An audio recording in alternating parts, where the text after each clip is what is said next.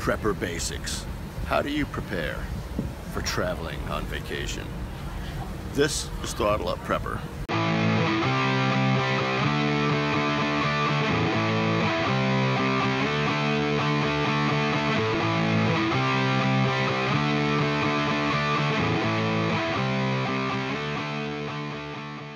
Prepper basics. How do you prepare when traveling on vacation? This is Throttle Up Prepper. I'm your host, Jeff. If you haven't visited our website lately, please go to throttleupprepper.com. If you're not a subscriber, please do so now and give us a like on this video, and we'll know what it is you want to see more of. And if you're already a subscriber, God bless you. Thank you so very much. I greatly appreciate it. It is an amazing day right now, and I'm going to apologize for the quality of sound and video up front. I'm actually on one of the upper decks, I think 16 or 17, on the Regal Princess, somewhere about 250 miles off the coast of Florida, at the end of an amazing 7-day vacation to the Dominican Republic, St. Thomas in the U.S. Virgin Islands, and Antigua, independent nation in the British West Indies and the Caribbean. It's just been amazing. Today's April 1st as we're recording this. It'll actually post on YouTube on April 3rd, just for bearings. So if I'm looking extra greasy and shiny, that's my lotion. It's just laying out. And I don't know if you can see the ocean behind me or not, but that's all right. Listen, you know, one of the tricky things about planning a vacation is knowing how to keep your family safe when you go to places where your security, let's just say, is not allowed. For instance, you know, air travel, you can't be bringing, you know, weapons on board an aircraft.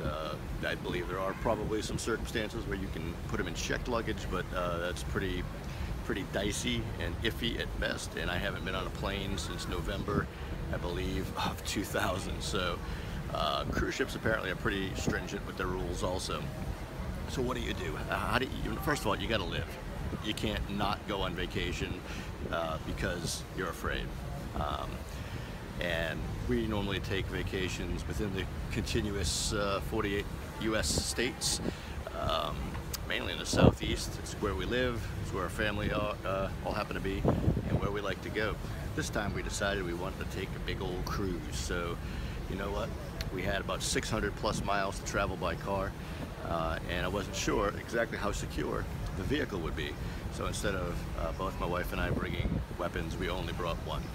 My wife's a little pocket pistol, this little semi-automatic, relatively inexpensive. I believe with the extra magazine was under $300.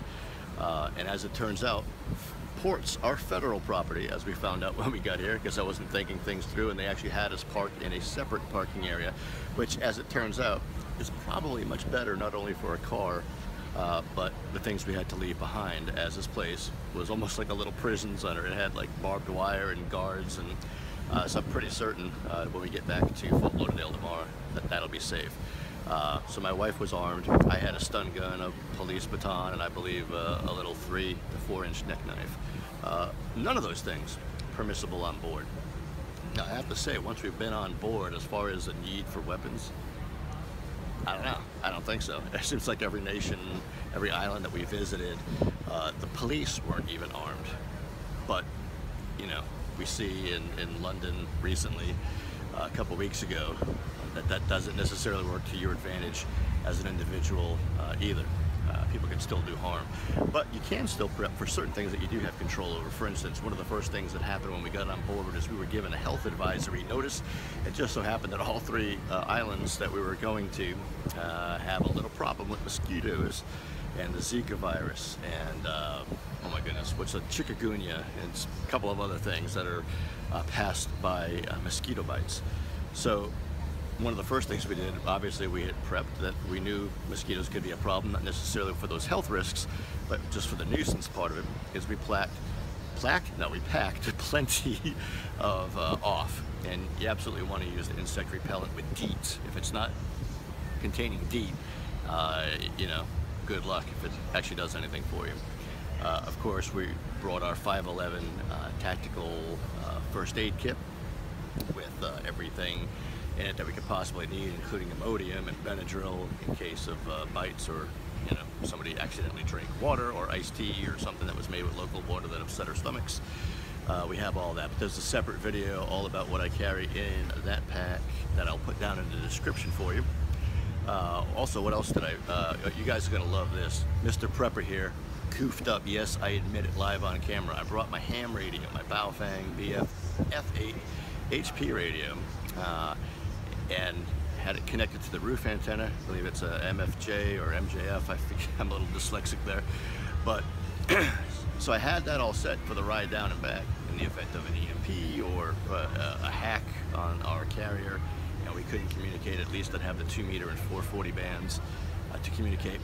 Brought it with me on the ship, all excited, wanting to make some international contacts from a little handy talkie, but it wasn't to be. Because yours truly, stupid enough, didn't make a list or check it twice, and apparently I ought to be on the naughty list because I left my stinking antenna back at home. So the radio became useless to me and the extra batteries I brought.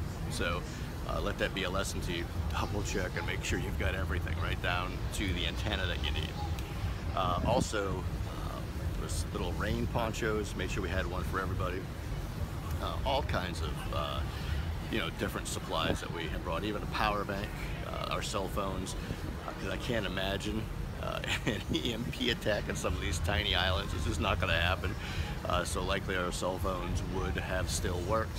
Of course, if something happened back here, I don't know who in the world we'd be calling, but you know, you got to prepare anyway. Had a certain amount of water that we brought, and cash, and all that kind of stuff. So listen, I promised my son, who is doing his best to steady the iPhone 7 Plus that belongs to my wife without a tripod, and I'm sure his arms are getting tired being blown around in the wind, so I'm going to wrap this up probably a little earlier than I would like to, but as a courtesy to my boy, we're wrapping it up. So please, put down in the comments below, what do you do when you travel? When you're not just traveling by car, or you're taking international flights, or any kind of flight that you can't do anything to defend yourself. How do you defend yourself? Are you all about the martial arts, the Krav Maga, the karate, the kung fu, jiu-jitsu? What do you do? Or do you have some other tricks up your sleeves? I'd like to hear about it. I don't want to hear none of the illegal stuff. I don't want to encourage anybody to do any of that junk. And I don't want to be tempted into it myself either, which I never would. I'm far too fragile for prison. But listen, I really enjoy making these videos. I hope you enjoy watching them. Again, if you haven't already subscribed, please do so now and give this video a like. And until next time, God bless.